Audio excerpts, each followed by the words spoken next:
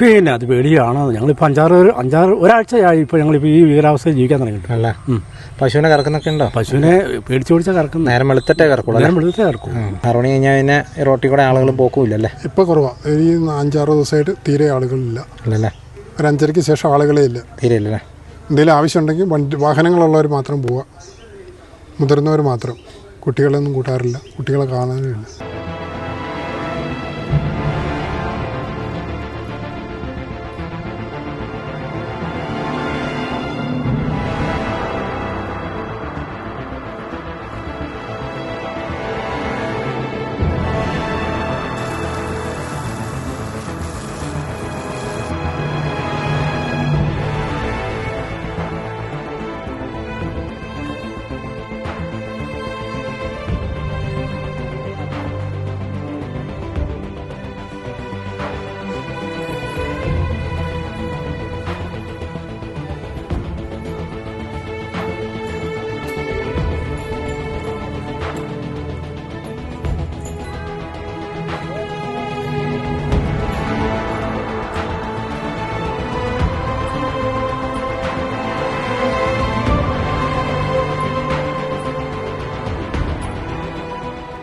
നമസ്കാരം. ഞാനിന്നുള്ളത് വയനാട് ജില്ലയിലെ അമരക്കുനി എന്ന് പറയുന്ന സ്ഥലത്താണ്.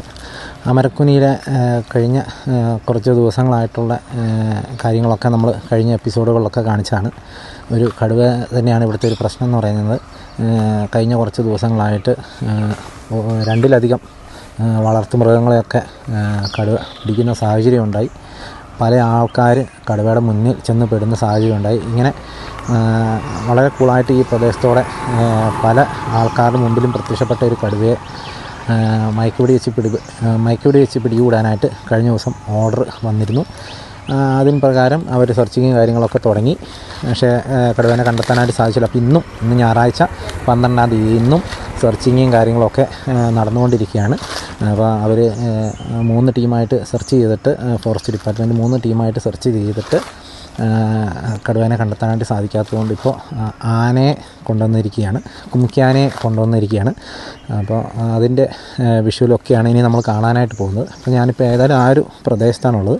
ഈ പറമ്പിൽക്കൂടെയൊക്കെ പല സ്ഥലത്തും കടുവേനെ കണ്ട ഒരു പ്രദേശത്ത് തന്നെയാണ് ഞാനിപ്പോൾ നിൽക്കുന്നത്. അതുകൊണ്ട് തന്നെ ഈ ഒരു പ്രദേശത്ത് നമ്മൾ നിൽക്കുമ്പോൾ വളരെ സൂക്ഷിച്ച് തന്നെയാണ് നിൽക്കുന്നത്. 3 ദിവസമായി കടുവ ഭക്ഷണം കഴിച്ചിട്ടെന്നുള്ള രീതിയിൽ, ഇര തേടിയിട്ട് എന്നുള്ള രീതിയിലാണ് നമുക്ക് പറയാനായിട്ട് സാധിച്ചത്. അപ്പോൾ ഒരുപക്ഷെ ഇന്ന് 3-ാമത്തെ ദിവസം ആയതുകൊണ്ട് ഇന്ന് ഇര പിടിക്കാനായിട്ട് ഇറങ്ങുമായിരിക്കും. അതുകൊണ്ട് കടുവേനെ കാണാനായിട്ടോ കണ്ടു കിട്ടുവാണെങ്കിൽ നേരിട്ട് പിടിക്കാനായിട്ടുള്ള സാധ്യതയൊക്കെ ഉണ്ട്. വെറ്റിനറി സർജൻ ഡോക്ടർ ആരുൺ സക്കറിയൊക്കെ ഈ ടീമിലുണ്ടെന്നാണ് നമുക്ക് പറയാനായിട്ട് പറ്റിയത്. ഏതായാലും ഞാനിപ്പോൾ ആ പ്രദേശത്താണുള്ളത്. ഇനി നമ്മൾ കാണാനായിട്ട് പോകുന്നത് ഈ ഒരു ഓപ്പറേഷൻ്റെ ദൃശ്യങ്ങളും മറ്റു കാര്യങ്ങളൊക്കെ ആയിരിക്കും കേട്ടോ. ഓക്കെ, ഈ ഒരു വഴിക്കാണ് ഇപ്പോൾ ആനയെ കൊണ്ടുപോയിരിക്കുന്നത്.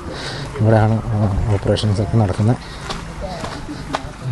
ഇവിടെ പറമ്പിൽ ഇതിന് മുകളിലായിട്ടുള്ള ഈ ഒരു പ്രദേശത്തോട് ചേർന്നുള്ള ഇതിൻ്റെ തൊട്ട് ഇങ്ങോട്ടുള്ള ഭാഗത്തുള്ള റോഡിൻ്റെ സൈഡിലൊക്കെയുള്ള ഭാഗത്തൊക്കെ പല പറമ്പുകളിലും കടുവേനെ പല പ്രാവശ്യം സ്പോട്ട് ചെയ്തിട്ടുണ്ട്. അതുകൊണ്ട് തന്നെ ഈ ഒരു പ്രദേശം കേന്ദ്രീകരിച്ചാണ് സെർച്ചിങ് കൂടുതൽ നടക്കുന്നത്. അതുമാത്രമല്ല, ഇവിടെ ഇതിന് തൊട്ട് മുകളിലായിട്ടുള്ള ഒരു വീട്ടിലെ നമ്മൾ കഴിഞ്ഞ എപ്പിസോഡിൽ കണ്ടാണ് അവിടുത്തെ മറ്റേ ആടിനെയാണ് കടുവ പിടിച്ചത്. അപ്പോൾ അതുകൊണ്ട് തന്നെ ഈ ഒരു പ്രദേശത്ത് കടുവ ഉണ്ടാകാനായിട്ടുള്ള സാധ്യതയുണ്ടെന്നുള്ള ഒരു പ്രതീക്ഷയിലാണ് ഇപ്പോൾ കാര്യങ്ങൾ പോകുന്നത്.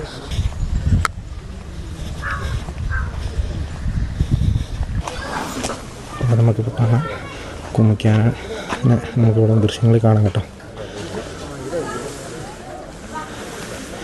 കുമിക്കാനയുടെ പേര് നമുക്കിപ്പോൾ അറിയത്തില്ല.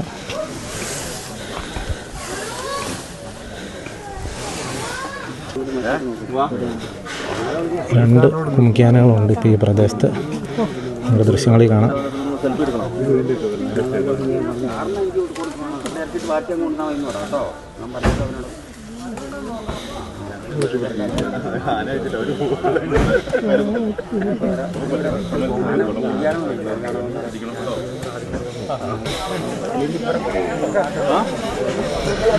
എനിക്ക് ഇതിൻ്റെ കൊമ്പ് കണ്ടിട്ട് നമ്മുടെ കോന്നി സുരേന്ദ്രനാണെന്നാണ്. അതെ, കോന്നി സുരേന്ദ്രനാണ്. ഒരെണ്ണം കോന്നി സുരേന്ദ്രനാണ്. ഇതാണ് കോന്നി സുരേന്ദ്രൻ. വിക്രമോ ഭരതോ ആയിരിക്കണം സാധ്യത.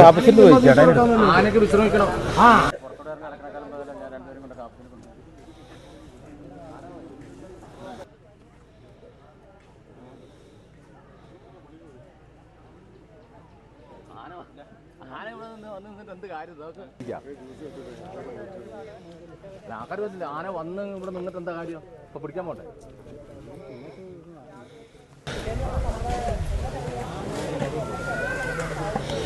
ഈ കാണുന്നതാണ് കോന്നി സുരേന്ദ്രൻ. അതുപോലെ തന്നെ ഇപ്പം ഈ കാണുന്നതാണ് വിക്രം എന്ന് പറയുന്ന ആന. അങ്ങനെ 2 കുംഖ്യാനകളെയാണ് ഇവിടെ കൊണ്ടുവന്നിരിക്കുന്നത്. കോന്നി സുരേന്ദ്രൻ നമുക്കറിയാം വളരെ ഉശിരുള്ള നല്ല തൻ്റെയുള്ള ഒരു ആന തന്നെയാണ്. നമ്മളിതിനു മുന്നേ തണ്ണീർക്കൊമ്പൻ്റെ ആ ഒരു മിഷനിലും അതുപോലെ തന്നെ പടമലയിലും ഒക്കെ നമ്മൾ പല സ്ഥലങ്ങളിലും നമ്മൾ കോന്നി സുരേന്ദ്രനെ നമ്മൾ കണ്ടതാണ്. വേലൂർ മക്കനെ ഓടിക്കാനൊക്കെ ആയിട്ട് പണ്ട് നമ്മുടെ ചാനലിലൊക്കെ നമ്മൾ കാണിച്ചാണ്. വേലൂർ മക്കനെ ഓടിക്കാനായിട്ടൊക്കെ കോന്നി സുരേന്ദ്രൻ വന്നതും അന്നത്തെ കാഴ്ചയൊക്കെ നമ്മൾ കാണാം. നല്ല ഉശിരുള്ള ആനയാണ് ഈ കോന്നി സുരേന്ദ്രൻ എന്ന് പറയുന്നത്. കണ്ടോ?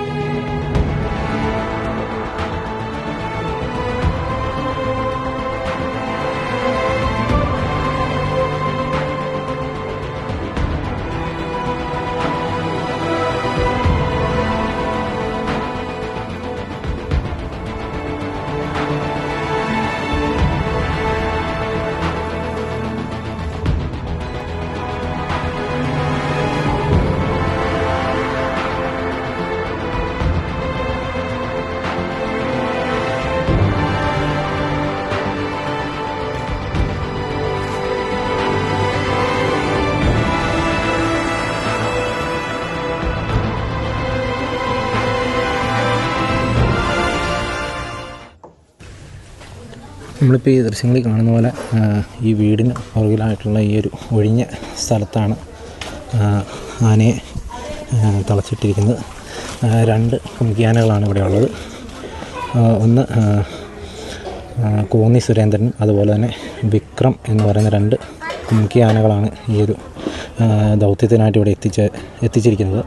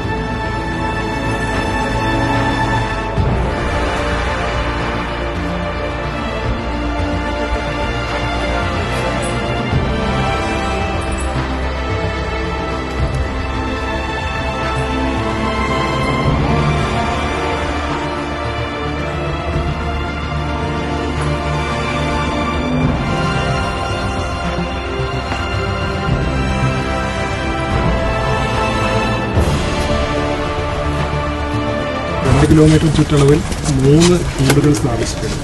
ഈ 3 കൂടുകളിൽ നമ്മൾ ലൈവ് ബെയ്റ്റ് ആയിട്ട് ആടിനെയാണ് വെച്ചിരിക്കുന്നത്. ഒന്നാമത്തെ കൂട് നമ്മൾ റോഡിനോട് സമീപത്തുള്ള കാട് പിടിച്ച് കിടക്കുന്ന ഗ്രൗണ്ടിൽ, അതായത് അവിടെ ഈ പറയുന്ന നമ്മൾ ഇന്ന് ഈ പറയുന്ന ടൈഗറിൻ്റെ ഫ്രഷായിട്ടുള്ള ഒരു പ്രസൻസ് നമുക്ക് കിട്ടിയില്ലെങ്കിലും സാധ്യതയുള്ള പ്രദേശമായിട്ടാണ് നമ്മൾ മനസ്സിലാക്കുന്നത്.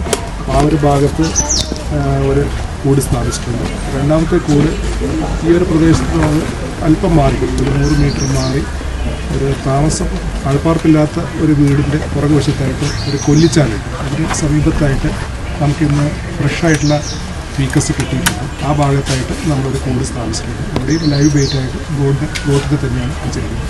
മൂന്നാമത്തെ കേസ് എന്ന് പറയുന്നത് നമ്മളിപ്പോൾ നിൽക്കുന്ന ഈ ബേസ് ക്യാമ്പിന് പുറകിലായിട്ട് തന്നെയാണ് സ്ഥാപിച്ചിരിക്കുന്നത്. അവിടെയും ഈ ലൈവ് ബെയ്റ്റായിട്ട് ഗോട്ടിനെ തന്നെയാണ് സ്ഥാപിച്ചിരിക്കുന്നത്. കൂടാതെ ഈ പറയുന്ന കുങ്കി പെട്രോളിങ്ങിന് വേണ്ടിയിട്ട് 2 ആനകളെ, വിക്രം അതുപോലെ തന്നെ സുരേന്ദ്രൻ എന്നീ കുങ്കി ആനകളെ ഇത്തരം ആന ക്യാമ്പിൽ നിന്നും ഇവിടെ എത്തിച്ചിട്ടുണ്ട്. കുങ്കി പെട്രോളിംഗ് നാളെ ആരംഭിക്കുന്നതാണ്. അതുകൂടാതെ തെർമൽ ഡ്രോൺ ഉപയോഗിച്ചിട്ടുള്ള പരിശോധനയും നമ്മൾ രാത്രി കാലത്ത് നടത്തുന്നതാണ്. തെർമൽ ഡ്രോൺ ഉപയോഗിക്കുമ്പോൾ അതിൻ്റെ ഒരു ഗുണം എന്തെന്ന് വെച്ച് കഴിഞ്ഞാൽ രാത്രി കാലത്ത് കോടതിയുടെ സഞ്ചാരപരം നമുക്ക് കൃത്യമായിട്ട് മനസ്സിലാക്കാൻ കഴിയുന്നതാണ്.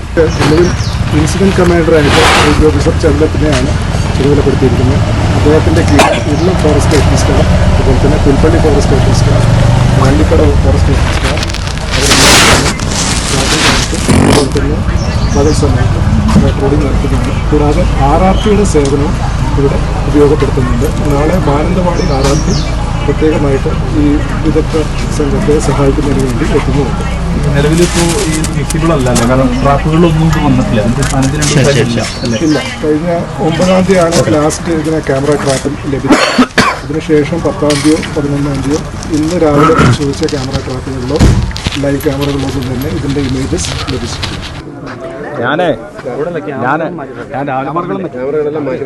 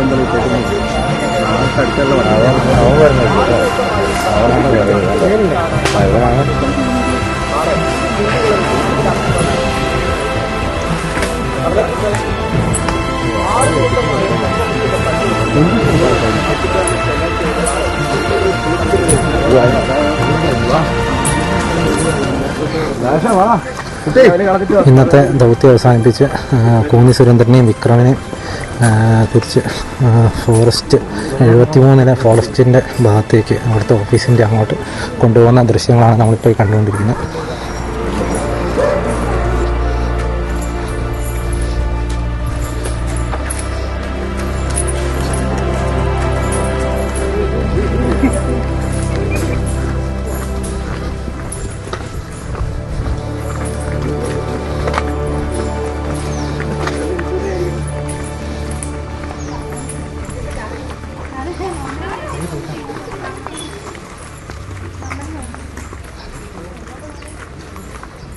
ചേട്ടൻ്റെ പേരെങ്ങനെയാ? എൻ്റെ പേര് സുധൻ. ക്ഷീരകർഷകനല്ലേ? ക്ഷീരകർഷകനും പിന്നെ പറമ്പിൽ കൃഷിയും കാര്യങ്ങളെല്ലാം ഉണ്ട് അല്ലേ?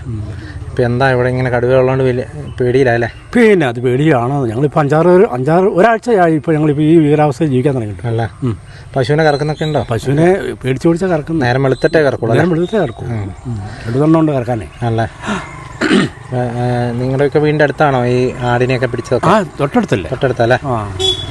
ഇപ്പം എന്താ ഇന്നിപ്പോൾ ആനേനെയൊക്കെ കൊണ്ടുവന്നിട്ടുണ്ട്, പ്രതീക്ഷയുണ്ടോ?